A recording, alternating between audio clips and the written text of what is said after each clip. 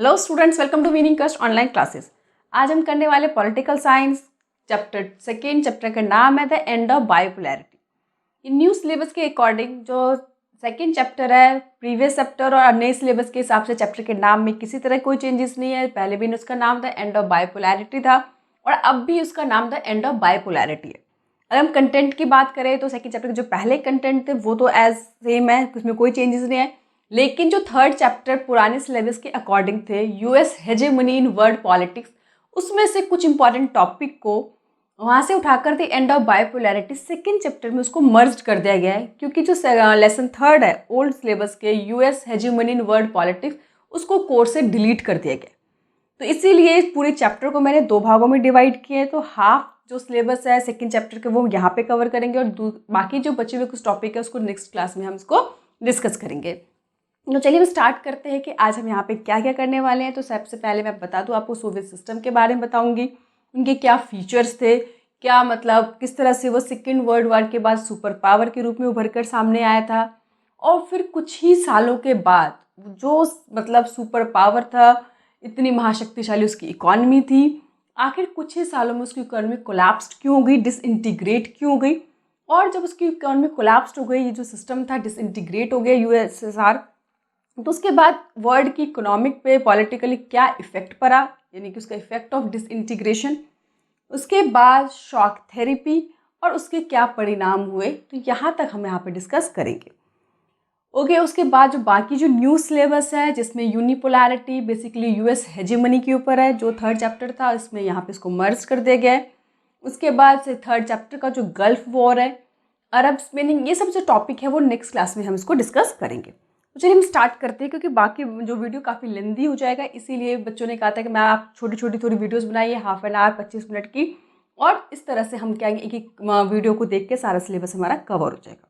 हालांकि ये वीडियो मैं पहले भी बना चुकी हूँ, बट आप लोगों के जो कमेंट सेक्शन में आप लोगों ने लिखे थे कि मैम पूरा ही प्लेलिस्ट को रिवाइज कर दीजिए, ताकि हम लोगों को एक साथ एक जगह पर नई प्लेलिस्ट मिल जाए और पढ़ाने में हमें क्या हो जाए, आसानी हो जाए।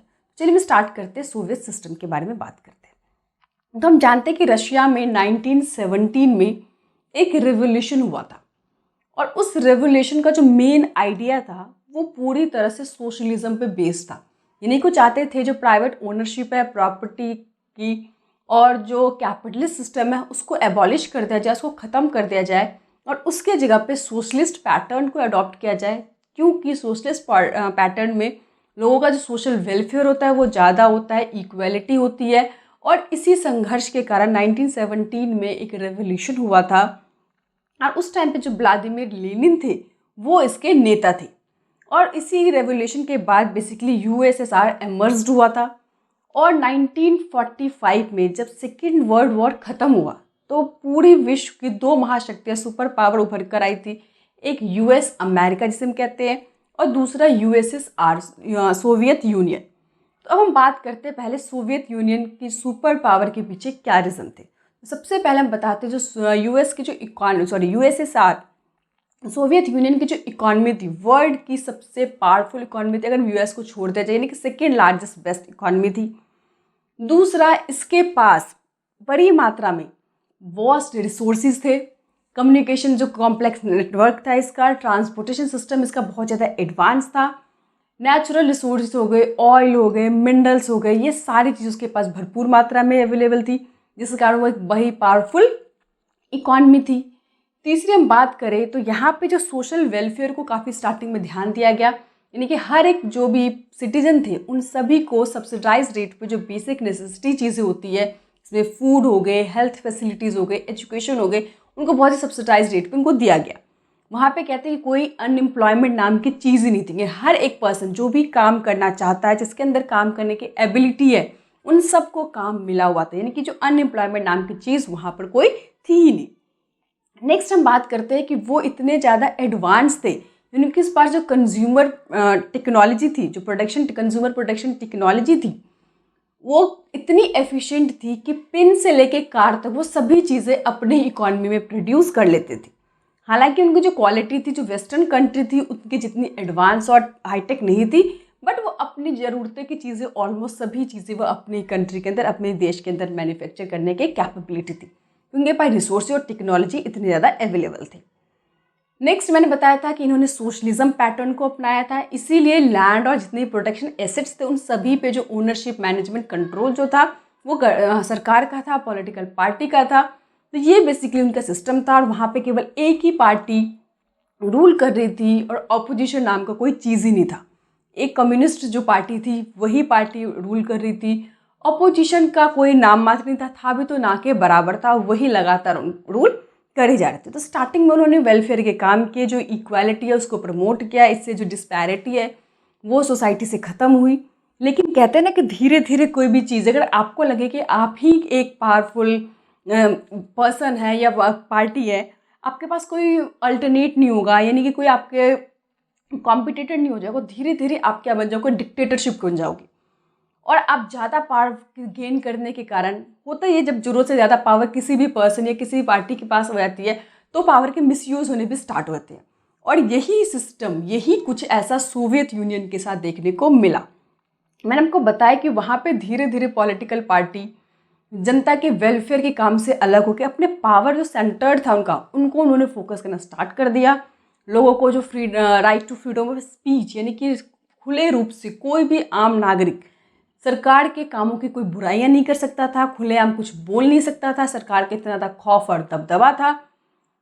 और इतने सालों तक यही रीज़न था कि वो रूल करती ही जा रही थी, और जिसके कारण धीरे धीरे जो इकॉनमी है काफ़ी ज़्यादा बैकवर्ड हो रही थी, पॉलिटिकल सिस्टम उनका ख़राब हो रहा था। वो उनको फोकस ना करके अपने पावर को उन्होंने कंट्रोल करने पर ज़्यादा फोकस किया। आपको पता है कि कोई भी चीज़ जब आप ज़रूरत से ज़्यादा किसी चीज़ को अपने कंट्रोल में ले लेते हैं तो धीरे धीरे क्या होता है कि जो लोग होते हैं वहाँ के वो सफोकेटेड फील करने लगते हैं। उन्हें लगता है कि अननेसेसरी को प्रेशराइज किया जा रहा है, दबाया जा रहा है, और उसका जो मतलब वो कहते हैं ना कि जो प्रोटेस्ट है, जो विद्रोह है, वो बहुत तेज़ी से फूटता है।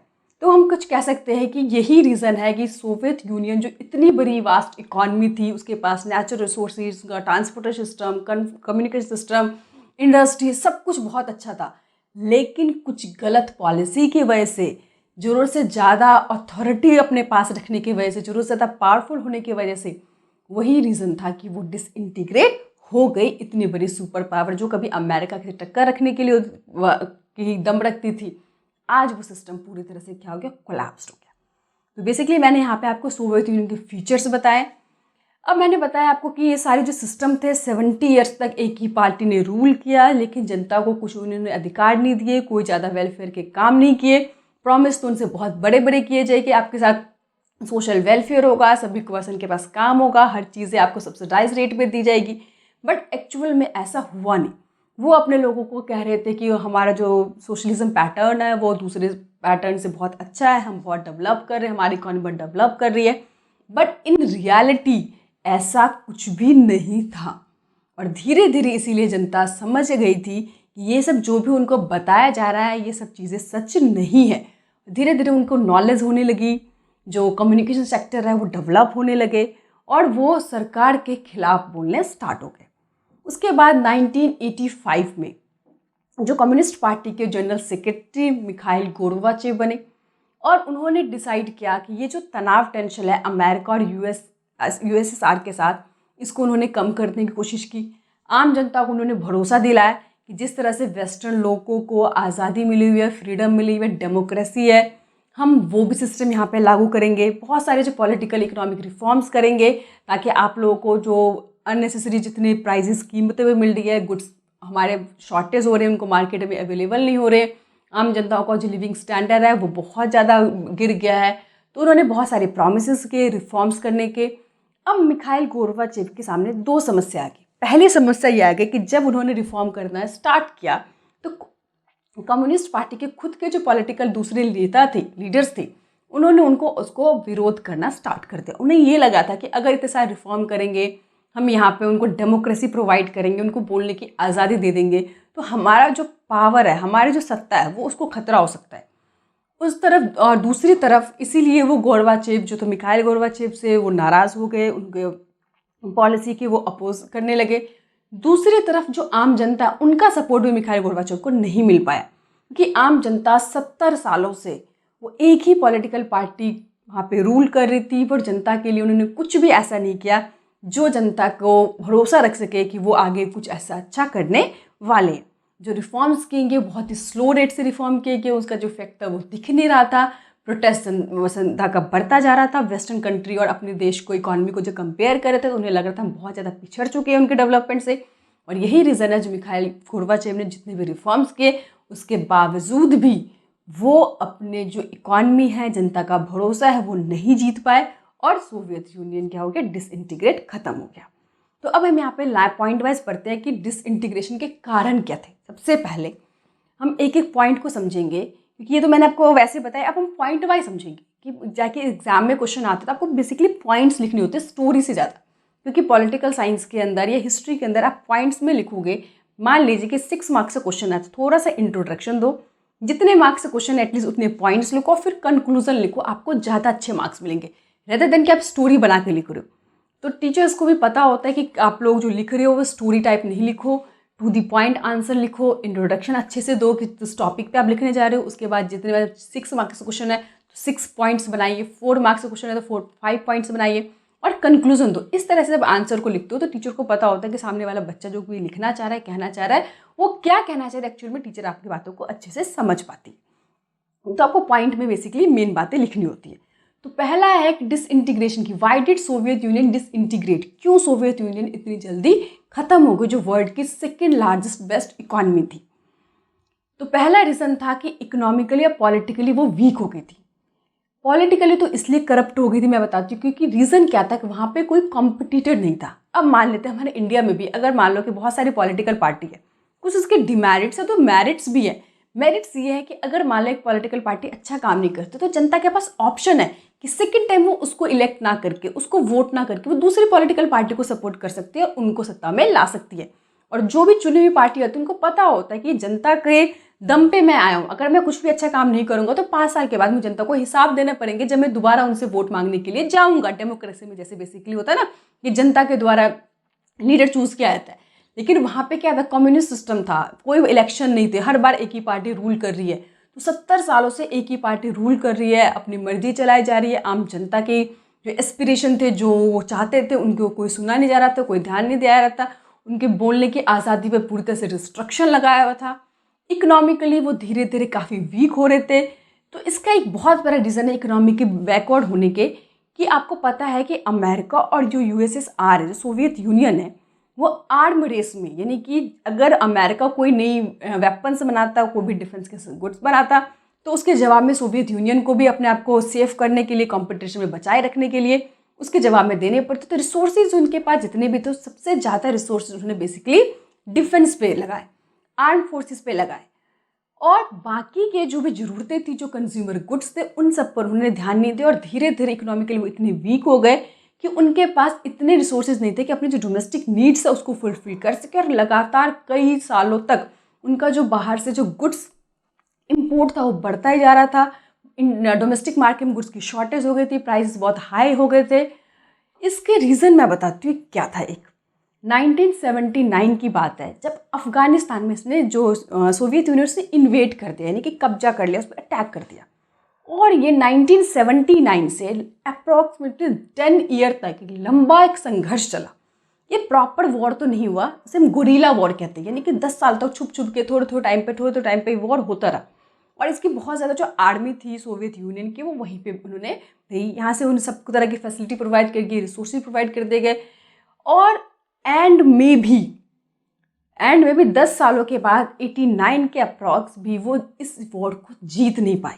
इतनी बड़ी मिलिट्री, इतनी बड़ी इकॉनमी, एक छोटे से जो अफगानिस्तान है उनसे भी वो जीत नहीं पाई। तो ये उन्होंने मतलब इंटरनेशनल लेवल पे उनके इमेज को बहुत ज़्यादा ख़राब किया। जो उनका एक इमेज था, जो उनकी एक पिक्चर थी लोगों के सामने, कंट्री के सामने, लोगों देशों के सामने, वो उनकी इमेज बड़ी धूमिल की इस बात ने।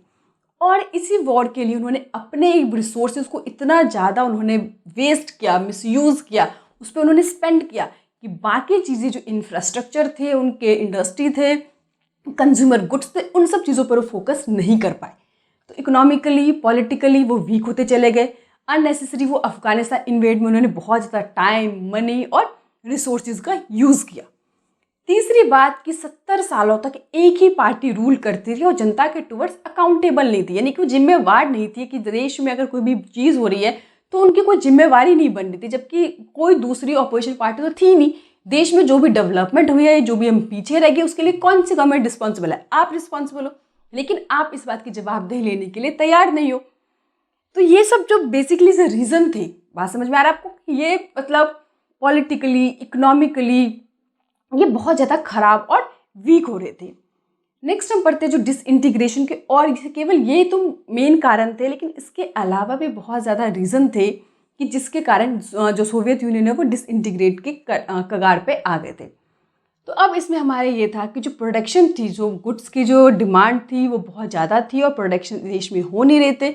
बाहर से बड़ी मात्रा में उन्हें इम्पोर्ट करना पड़ता था, मंगाना पड़ता था, और जिसके कारण हाई रेट ऑफ इन्फ्लेशन बहुत ज़्यादा बढ़ गया था। तो ये सब बेसिकली रीज़न है कि जो सोवियत यूनियन को ख़त्म करने के लिए जिम्मेवार हम कारण कह सकते हैं। उसके बाद हम बात करते हैं कि डिसइंटीग्रेशन के बाद क्या हुआ। जब सोवियत यूनियन डिसइंटीग्रेट हो गए, ख़त्म हो गए, तो उसके बाद क्या हुआ? क्योंकि हम जानते थे कि सेकेंड वर्ल्ड वॉर के बाद ये सेकेंड पावरफुल कंट्री के रूप में उभर कर सामने आए थे, और जिसके कारण सेकेंड वर्ल्ड वॉर के कारण ही पूरा जो वर्ल्ड था दो भागों में डिवाइड हो गए थे। मैंने बताया था ना, कोल्ड वॉर एरा स्टार्ट हो गया था।